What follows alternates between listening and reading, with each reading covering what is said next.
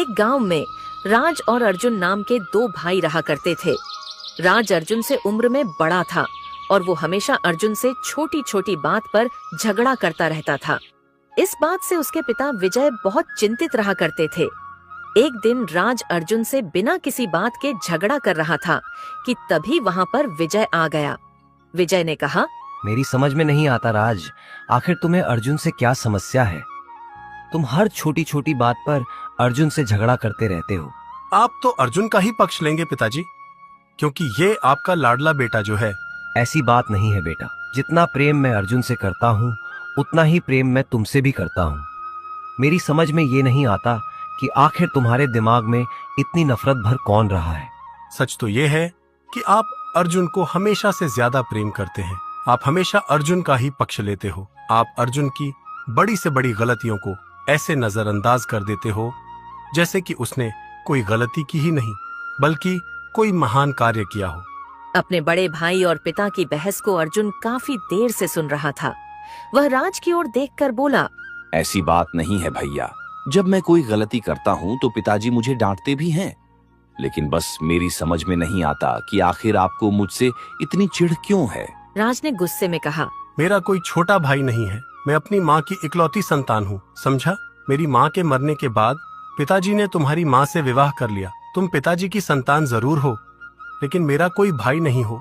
बस बहुत हो गया राज, अब मुझे ये बताओ कि आखिर तुम अर्जुन से झगड़ा क्यों कर रहे थे?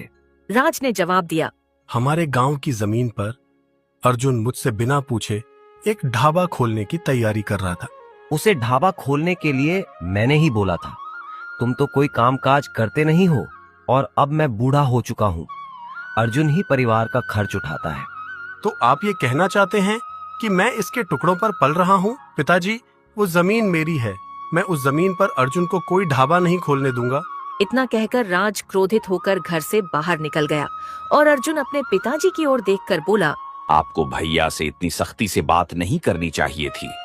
पिताजी, आपने उनसे ऐसा क्यों कहा कि घर का खर्चा मैं ही उठाता हूँ? उनको कितना बुरा लगा होगा।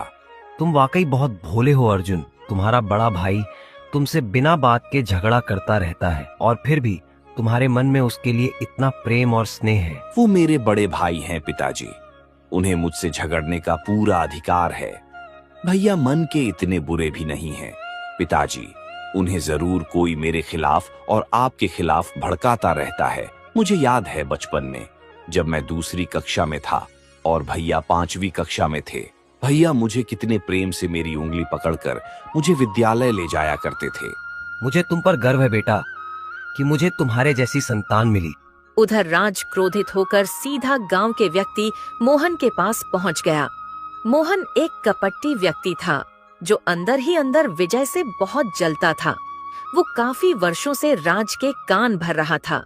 राज को अपनी तरफ आते देख मोहन मुस्कुराता हुआ बोला, क्या बात है राज, लगता है अपने छोटे भाई अर्जुन से फिर से झगड़ा करके आए हो तुम। अब तो हद पार हो गई है मोहन चाचा। आज तो मेरे पिताजी ने ये तक बोल दिया कि परिवार का खर्चा भी अर्जुन ही उठाता है, मानो कि मैं कुछ करता ही नहीं। अरे तुम्हारे पिताजी ने तुम्हें साफ साफ समझा दिया कि तुम अर्जुन के टुकड़ों पर ही पल रहे हो। तुम उन दोनों के लिए बोझ हो। मैं अब इस गांव में नहीं रहूंगा मोहन चाचा, मैं अपने परिवार को छोड़कर हमेशा के लिए चला जाऊंगा। अरे ऐसी गलती मत करना राज, अगर तुमने ऐसा किया तो अर्जुन अपने मकसद में कामयाब हो जाएगा। समझो, वो तुम्हारे पिताजी की सारी संपत्ति पर कब्जा कर लेगा। मत भूलो, विजय की संपत्ति के असली वारिस तुम हो, ना कि वो अर्जुन। तो फिर आप ही बताइए मोहन चाचा कि मैं क्या करूं? विजय के जो वकील हैं वो मेरे बहुत अच्छे मित्र हैं।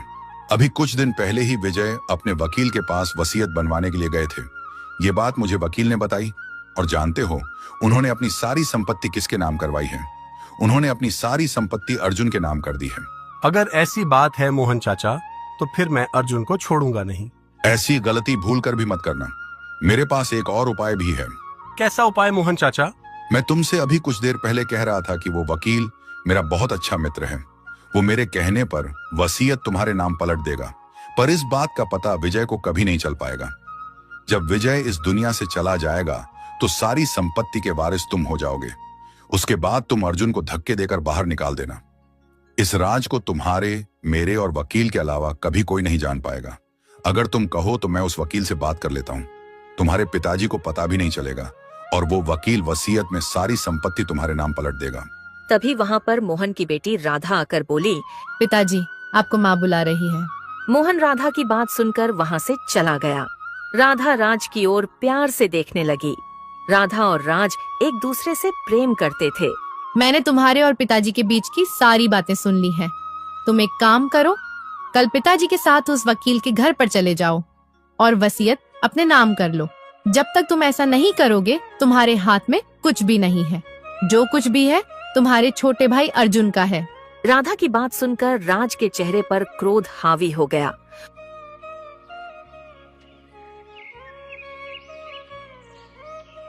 और अगले दिन वह मोहन के साथ अपने पिता के वकील के पास चला गया, जो शायद उन्हीं का इंतजार कर रहा था। वकील ने कहा, हाँ, मोहन का फोन आ गया था। राज, तुम आने वाले हो? हाँ, देखो, मैं तुम्हारे पिताजी की वसीयत तुम्हारे नाम पलट दूंगा, लेकिन मुझे तुम्हारी संपत्ति में से 20% हिस्सा चाहिए। 20%? कहीं आपका दिमाग खराब तो नहीं हो गया? आप जानते भी हैं कि आप क्या कह रहे हैं। ये रकम तो लाखों में पहुंच जाएगी। हाँ देखो राज, तुम्हारे पिताजी ने सारी वसीयत तुम्हारे छोटे भाई के नाम कर रखी है। अगर तुम मुझे 20% नहीं देना चाहते हो तो कोई बात नहीं, 3 दिन बाद तो तुम वैसे भी सड़क पर आने ही वाले हो। मैं आपकी बात का मतलब नहीं समझा। दरअसल तुम्हारे पिताजी को ब्लड कैंसर है और ये बात उन्होंने तुमसे और तुम्हारे छोटे भाई से छुपा रखी है। उनकी मेडिकल रिपोर्ट मेरे पास अभी भी रखी हुई है। ज्यादा से ज्यादा वो 3 दिन के मेहमान हैं। ये सोचने का समय नहीं है राज। इस वकील को 20% दे दो और सारी वसीयत अपने नाम करवा लो। 3 दिन बाद तो तुम्हारा पिता ऐसे ही मर जाएगा। तो यहाँ अपना अंगूठा लगा दो और टेंशन फ्री होकर अपने घर चले जाओ। वसीयत तुम्हारे पिताजी के मरने के बाद ही सुनाई जाएगी। राज ने अंगूठा लगाकर मोहन के साथ लौट आया।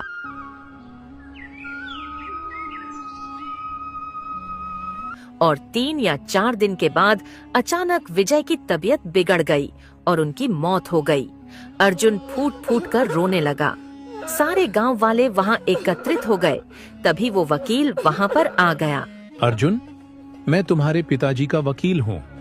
मैं यहाँ पर यह बताने के लिए आया हूँ कि तुम्हारे पिताजी ने संपत्ति किसके नाम की है। ये बात आप कल आकर बता दीजिए। मैं अभी सुनने और समझने की स्थिति में नहीं हूँ। मैं अपने पिताजी से बहुत प्रेम करता था। वो मुझे छोड़कर चले गए। मैं अकेला रह गया। देखो, यह मेरी मजबूरी है अर्जुन। तुम्हारे पिताजी का आदेश था कि उनके मरने के 2 घंटे बाद वसीयत पढ़कर सुना दी जाए। वसीयत के मुताबिक सारी संपत्ति उन्होंने तुम्हारे बड़े भाई के नाम कर दी है। इतना कहकर वकील वहां से चला गया, मगर अर्जुन को वकील की बात से कोई फर्क नहीं पड़ा।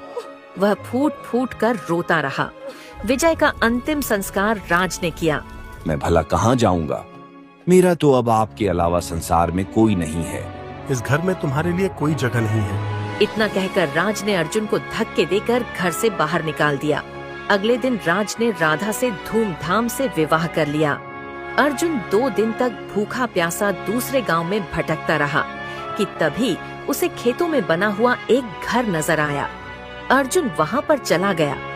वह व्यक्ति अर्जुन की ओर देखकर बोला, अरे, मैं तो तुम्हें जानता हूँ। तुम विजय के ही पुत्र हो ना? हाँ, मैं उनका ही पुत्र हूँ। मेरा नाम सुखदेव है। मुझे 2 दिन पहले ही पता लगा कि विजय आप इस दुनिया में नहीं रहे, लेकिन राज ने तुम्हारे साथ अच्छा नहीं किया। ईश्वर उसे कभी माफ नहीं करेगा। अरे, आप तो मेरे पूरे परिवार को जानते हैं। उस दिन के बाद से उसी घर में अर्जुन रहने लगा। वह दिन भर खेतों में मेहनत करके आता और शाम के वक्त घर पर सो जाता। उधर राज एक दिन शाम के वक्त जब अपने घर पर लौटा तो उसने देखा कि मोहन और उसकी पत्नी उसी के बारे में बात कर रहे थे। राज चुपके से उनकी सारी बातें सुनने लगा। पिताजी, आपके कहने पर मैंने उस राज से विवाह कर लिया। अब तो सारी संपत्ति मैंने आपके नाम भी कर दी है। अब मुझे उससे छुटकारा दिलाइए। चिंता मत कर बेटी, मैं सही मौके की तलाश में हूँ। इस संपत्ति को हड़पने के लिए बरसों इंतजार किया है। मैं नहीं चाहता कि मेरी छोटी सी गलती मेरी वर्षों की मेहनत पर पानी फेर दे।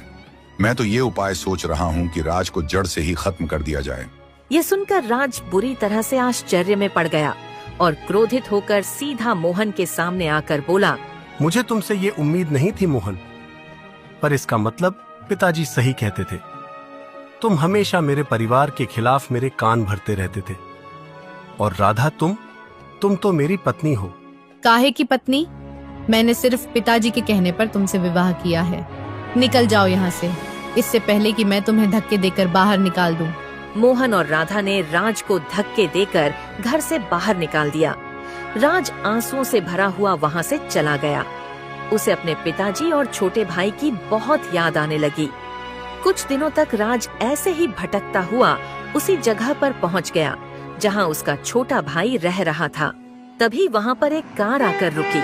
कार के अंदर से विजय का वकील निकलकर बाहर आ गया और राज और अर्जुन की ओर देखकर बोला, मैंने तुम दोनों को कहां कहां नहीं तलाश किया, मुझे माफ कर दो। मैंने तुम दोनों के साथ बहुत बुरा किया। ईश्वर ने मुझे इसकी सजा दे दी है। मुझे भी तुम्हारे पिताजी की तरह ब्लड कैंसर हो गया है और मैं भी कुछ दिनों का ही मेहमान हूँ। आपने बहुत देर कर दी वकील साहब। मोहन ने सारी संपत्ति अपने नाम कर ली। आपने जो अंगूठा मुझसे लगवाया था उसका फायदा मेरी पत्नी और मोहन दोनों ने उठाया। ऐसा नहीं है राज, मैं बिल्कुल ठीक कह रहा हूँ। बचपन से ही तुम्हारे पिताजी और छोटे भाई के खिलाफ तुम्हें भड़काता रहा, यहाँ तक कि उसने अपनी बेटी का विवाह भी तुम्हारा विश्वास जीतने के लिए कर दिया। मेरे पास उसके खिलाफ तमाम सबूत हैं। मैं पुलिस के सामने गवाही देने को तैयार हूँ। चलो मेरे साथ। राज और अर्जुन वकील के साथ पुलिस स्टेशन चले गए। पुलिस स्टेशन में वकील ने अपना जुर्म स्वीकार किया। जी तो चाहता है कि तुम्हें भी जेल की काल कोठरी में डाल दूं, लेकिन ईश्वर ने तुम्हें इससे कहीं बड़ी सजा दी है। इसके बाद पुलिस मोहन के घर के लिए निकल गई। पुलिस ने मोहन और राधा को गिरफ्तार करके जेल में डाल दिया। राज और अर्जुन सगे भाइयों की तरह आपस में फिर से रहने लगे।